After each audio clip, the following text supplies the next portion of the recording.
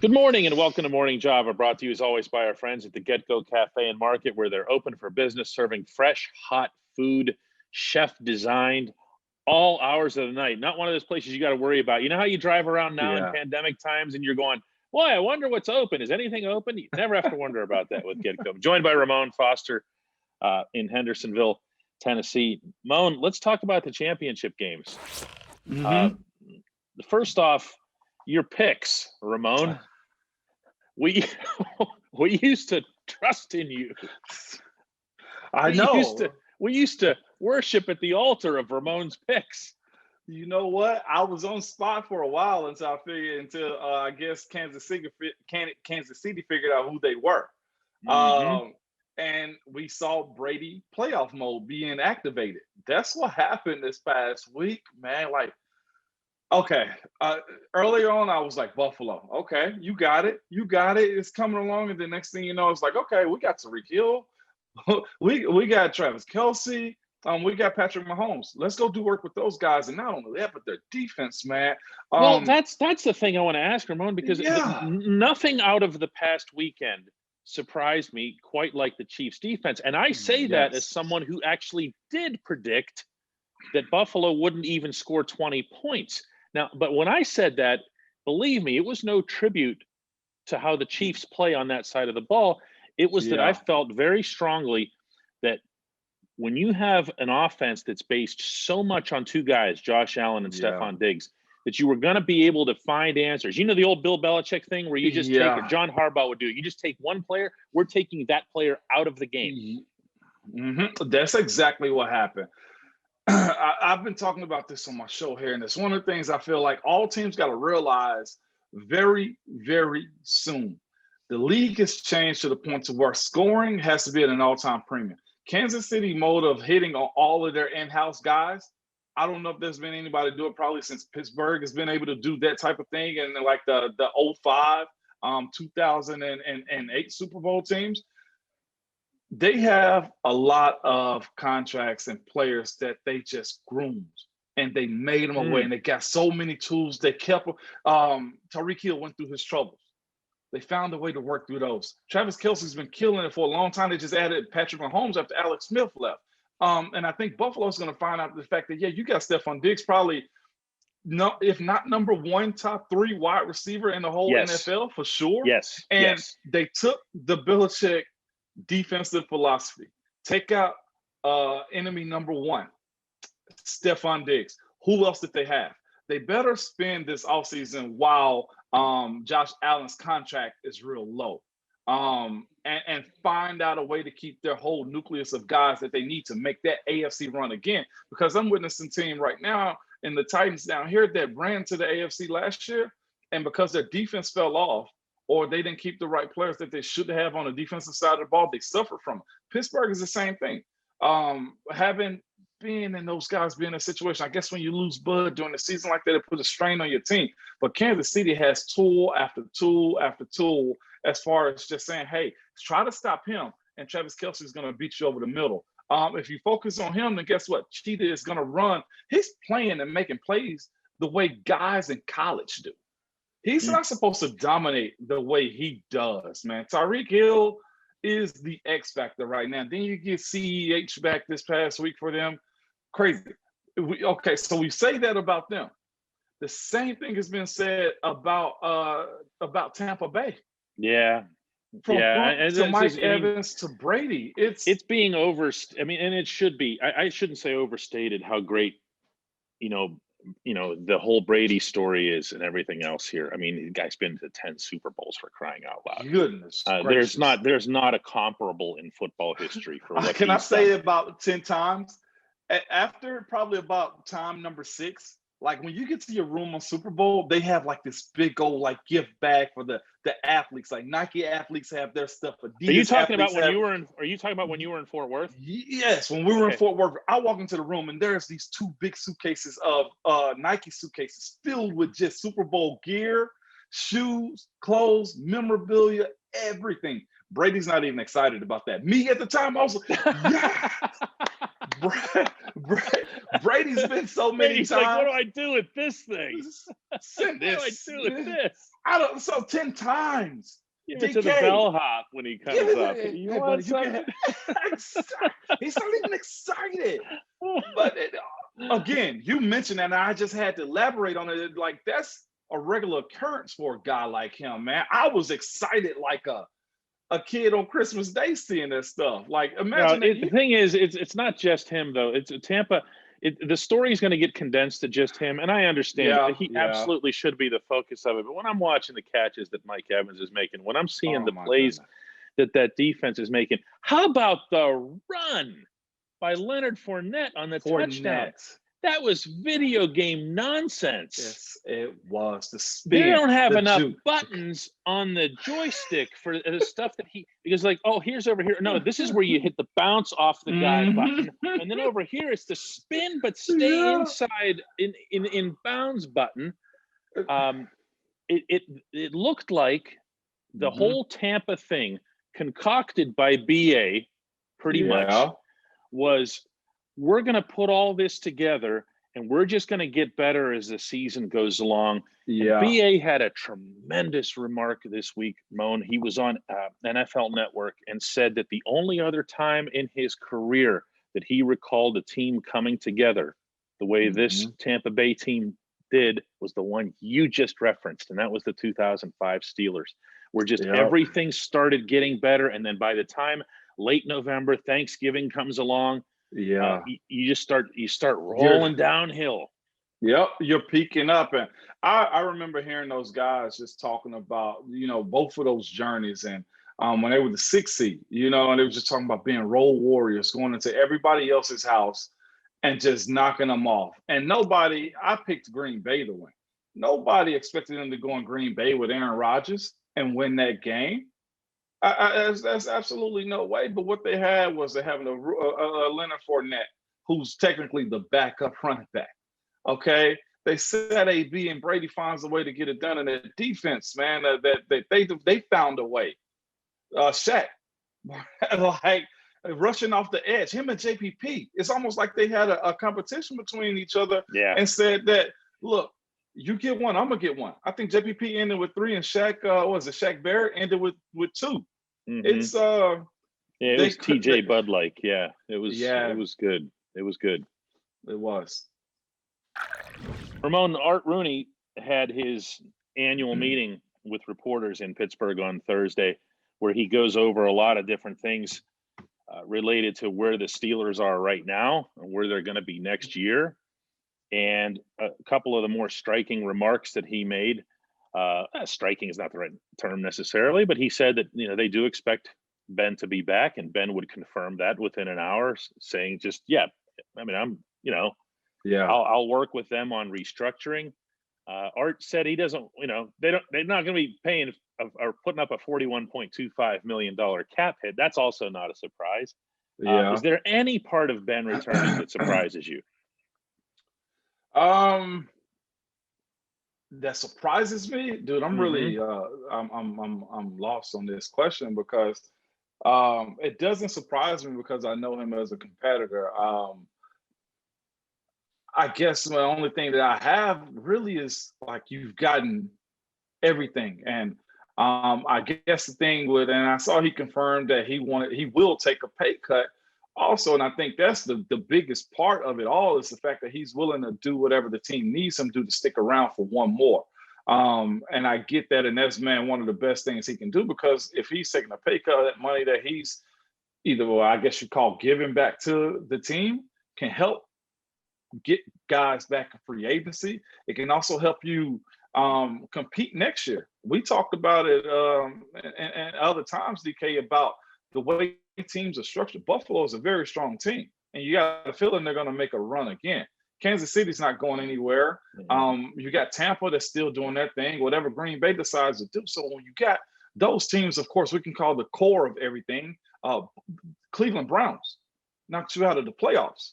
Whether you agree with how it happened or, everything. There's Baltimore, there's Tennessee, there's a lot of different teams. There's going to have to be competitive. And Ben, if he gives up I mean, giving it back. I mean, a restructure. I mean, I you get know. it. You get it. You might get it in Yeah. 2027 or whatever, but you'll get it. But you're still pushing money back.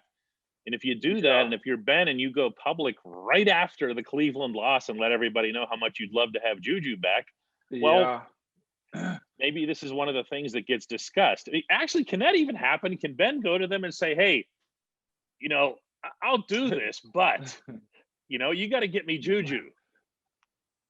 Ben has that type of influence, 100%. I thought you would say that. 100% he has that type of influence, man. Wouldn't you respect the guy as much as he's been there, as much respect that he has? It's just that if you're gonna do it, this has got to be the year to do. If Ben decides to play for a 2-year minimum, man, it might be worth it to compete with the teams that are doing everything they can to get every type of free agent that they need. I think you might need one more veteran receiver because you can't have enough of them. Vance just retired. Yeah, You got to find a way to plug that in. I don't know if you're going to take a tight end in the first round, but you figure you go get somebody in a free agency market or either sign Ebron back. You got to figure out your tackle situation. Chooks and Banner at this point. I'm not sure if Al is going to be back. And then we don't know what Marquise is going to do at this point either. So there's a lot of questions. And if Ben pulls, I guess, the Brady philosophy of taking little to win a lot, that would be the best thing for him and for this team. So for him to get 3 Super Bowl rings or compete for it or go back to the show, man, that's what you want. And I guess the most beautiful dream you can have is to be able to keep Bud and TJ. Oh, I'm on Team Bud. Keep Bud the whole way. But it's it reminds me that Art also said that if he had his way, if he could go into 2021 with the same team that he went into 2020 with, he would take it. And that, I think, was his way of saying, look, I'd love to have a healthy Bud. I'd love to have Cam Sutton and Mike Hilton and everybody else that's in the equation. And remember, he's also referencing a healthy Devin Bush and that ridiculous defense whenever all cylinders are firing and everything. But it's so impractical. It just is. You've got a beautiful problem in the fact that you saw all this talent, you grew it as much as you needed it to be, and no Super Bowl, but boy, now every team is about to come in and start shopping. Yeah, they are. That's what sucks about it, man. And you ask me what I think of it, I'm seriously still I'm lost on the real answer other than buy-in, if you want to call it giving back or salary reduction to get the guys that you need. That's simply what you do. This is a business decision at this point to move forward towards postseason football. Yeah, and you got to think of somebody who is a competitor the way Ben is. That's the term that you used to describe him earlier in this very segment. You can't think of a better scenario than for him to go out a lot better than he just went out. I mean, can you picture, our images, it's funny, Ramon, when people, when a great athlete is gone, retires, the first resonating images that we have is of the last versions of them that we saw. Troy was having trouble in coverage. Troy couldn't keep up. And then some time passes and everyone's just showing that interception, the fingertips off the ground, and they're showing Troy running back against the Ravens with the pick 6 and his hair flying all over the place, or he's doing that thing where he dives into, and that's Troy again in our head. It is. And Ben would have been him sitting there with Marquise on that heated bench. No, you don't want that. You want to the Browns. No. And the words of just everybody that's played the game and just heard this cliche, you want to be 10 toes down. You want to be standing on your feet as you walk off, not sitting on the bench with that image. And that is a beautiful, organic image, man. You caught 2 warriors in a very sympathetic, in a soft moment. And you took the athlete out of you put the human them in that spot. And that was beautiful, but that ain't what he want. And you know that. Nope. He want to stand 10 toes down and say, hey, I'm walking off on my own accord, however that may be. If you beat me in the duel, fine. But it damn sure ain't going to be getting blown out by the Browns. Ramon, you're right. We don't know what the status is of Alejandro Villanueva. We don't know what the status is of Marquise Pouncey. But let's look at the offensive line regardless and see what's there. I didn't know that's what you had on, right? Yeah, Yours I got is on way my more free. imaginative than mine. There's a great shot of that, by the way, that Getty Images has of you walking into Heinz Field with that. Remember the day that everybody was wearing it? And you walked in and you had the headset on and you're like, look at me, big NFL star, sending a message rep my to everyone. guy. I had to rep my guy, man. Absolutely.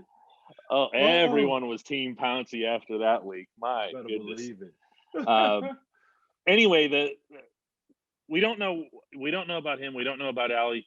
But let's look at the rest of the rest of the offensive line, and what's there. Because to me, it's not that dire. It's not that set either.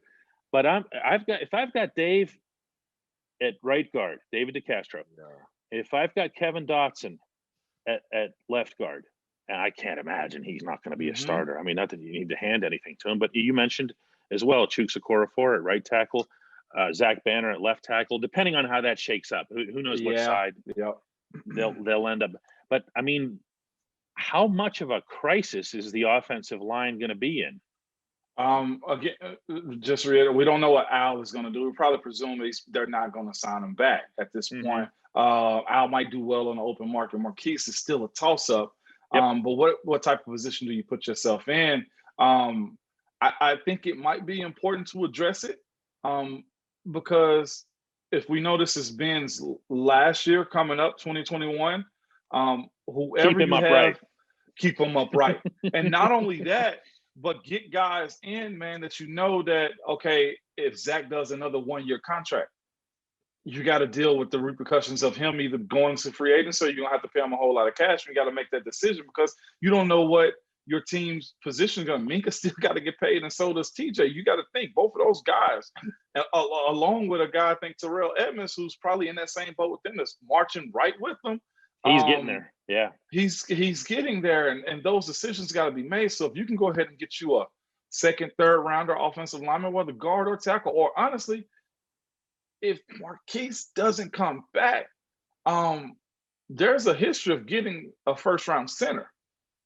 A rich history. A rich history of getting that. And I'm not saying this is where you get the first-round center because we don't know what he's going to do, but you got to ask yourself, well, do I give me a second-round center or center guard combo to get him a year on this belt, teach him up just in case Marquise plays this year and he's done the year after he and Ben walk off at the same time? Because that's something that can happen also. And I think you do have to address it. I know for sure they met with the young Tennessee prospect, Trey Smith. He's a dual guy that can play guard and tackle, probably more of a guard right now than tackle. It's you can't have enough. And the thing that you're going to deal with after this year is Chuks is going to be up on the contract year. So it's really, man, Omar Khan, if he hadn't earned this job or a GM job this year, he's for sure going to earn it after next year, man. There are some moving parts that's got to be fixing. You're right. You got the young guys that they got, and J.C. Hausener is still at center, and you can create a bridge if you need to, if whatever happens with Marquise moving forward. But Kevin Dotson's a young stud I really like a lot. And just being real, we got to ask the question, though, is Dave going to be the old man on the old line by himself? If Marquise and if Al are out and there's a whole new regime of young guys around him, man, that's you got to start questioning that stuff and trying to figure out what you're going to do. And new O-line coach, Sean Sareb, was relieved of his duties. His contract wasn't renewed. There's a new culture coming. And Kev's a smart guy. The Rooney family's run a well-oiled machine as far as the organization for a very long time. And you got to think, you don't, redraft guys. You're really just playing for the future. You're playing for those transitional periods, man, of having a guy in place.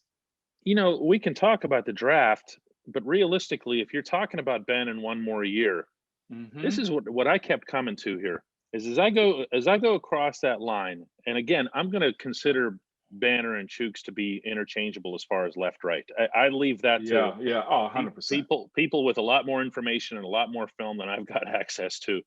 How they see those guys between left and right. Now, actually, with Chooks' experience, now all the additional snaps that he's had over Banner, you know what I mean? You might think about him for the left side, but I don't know. At either rate, you have two young tackles, you have a young left guard, and you have an extremely experienced right guard. All world right guard, yeah. I believe me, I wasn't knocking Dave.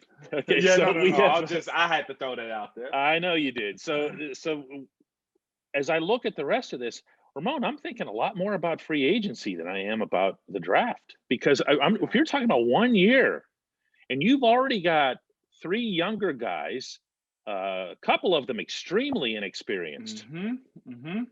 Both of them may be on the left side if you end up with Banner and Dotson over there. Dotson. Yeah. I'm not messing around. With the new O-line coach. I know, right. And I'm sure new schemes, new techniques. He's not going to come in and say, show me Munch's playbook. No, whoever this is isn't going to do that. This is no one's going to do that. I don't think Coach Surratt did that. No, and then you got Coach Canada who's saying he's going to have an innovative type offense. Well, yeah, that he wants to do a lot of this and everything else and all these, everything else that the sweeps and the pulls and everything else. I want a veteran. Yeah, I want to sign somebody. And again, we're just making magic here with the salary cap. I get that, but we are. But you gotta think to yourself though. If we call ourselves cooking in the kitchen where we are as an offensive line right now, the pot may have stayed on the stove a little bit too long. You gotta. It's time to start addressing that room really, really fast, or you're gonna have after this year a young quarterback behind it, whether it's Mason or if they draft somebody or find somebody in free agency, since everybody want to give the whole team away for Deshaun Watson. I've heard this, yes. So you got to make a decision real fast. And truth be told, there's a lot of positions that's got to be filled. And again, like I said, Omar's got to work his magic when it comes down to figuring out if you can keep Bud, if you're going to keep Joe again, if you're going to keep Mike, if you're going to keep Cam. Connor's got something that I'm sure he'd love to stay in Pittsburgh. You got Juju, you got Ebron. You got to fill in two tight end positions with Ebron, whether you keep him and Vance is gone already. And you probably need one more receiver. Is James Washington coming up on his year also? Not this year, no. He's coming up on it, but he's not free this year. Yeah, there's decisions to be made. The only thing you said that I kind of bristled out a little bit here is the idea of a veteran receiver.